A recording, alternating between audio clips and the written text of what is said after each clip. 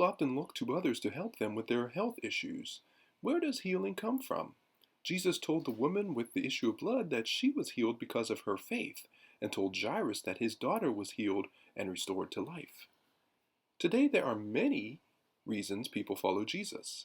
Maybe it is what their friends are doing, or maybe they simply want to receive a blessing. The scribes and Pharisees, however, followed Jesus to test the validity of his being the Son of David, the Messiah. But the people were saying, it was never so seen in Israel. So Jesus is moved to deep compassion by what he sees. People who are confused, leaderless, scattered, and dying in their sin. And that brings us to our key verse for today, which reads, But Jesus turned him about, and when he saw her, he said, Daughter, be of good comfort. Thy faith has made thee whole.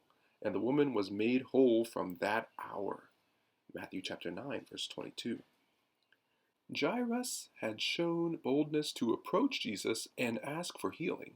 He might have suffered backlash from the Jewish religious leaders for seeking out Jesus.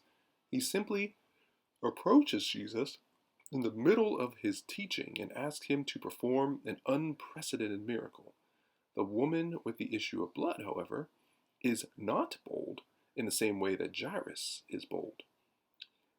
Jesus recognizes, responds to, and rewards that faith. He first tells her to be of good comfort. This word is the verb form of the noun courage. It is the positive command to counter fear not. As Jesus calls this woman daughter, then, it is no surprise that he acts as the parent, telling her that she should have courage rather than telling her she should not be afraid. Then he gives her the joyous news that her disease has been cured. Her faith makes her well. From that very hour, it is almost as though she is raised from the dead. She certainly has new life after her encounter with Jesus. When Jesus arrives at the official's house, he finds they have already begun to mourn. Seeing all these people carrying on, Jesus tells them to give place. He is not gentle with them as he was with the hemorrhaging woman to whom he spoke courage. These people, he says, should just go away, far away, as the word is used to speak of people leaving the country. He speaks the truth to them all, saying that the girl is not dead, but asleep. The text says they laughed him to scorn, jeering and mocking him. We need to be aware that Jesus weeps with us. Just as he wept at the tomb of Lazarus, Jesus knows and feels our pain. He is with us to assure us, just as he assured Martha, that he is the resurrection and the life. Jesus has won this victory over death.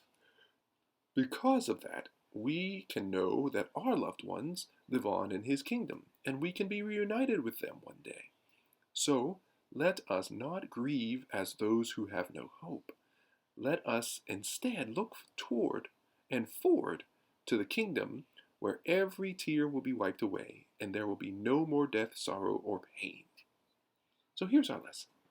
Jesus always responds to those who are desperate, who confess their hopelessness and helplessness. How do we communicate our hopelessness? How do you respond when people share their hopelessness with you? Many people in our society are hopeless, helpless, and desperate. Some are drug addicts, prostitutes, alcoholics, and some are just homeless. Right in our neighborhoods and our communities, we can make a difference. This week, make a special effort to show your faith that God can heal these people. Observe and study people and allow God to demonstrate his mercy through you for their physical and or spiritual needs. Thank you so much for listening and subscribing to iLights. Heavenly Father, fill our hearts with what we truly desire, for who we truly seek is you.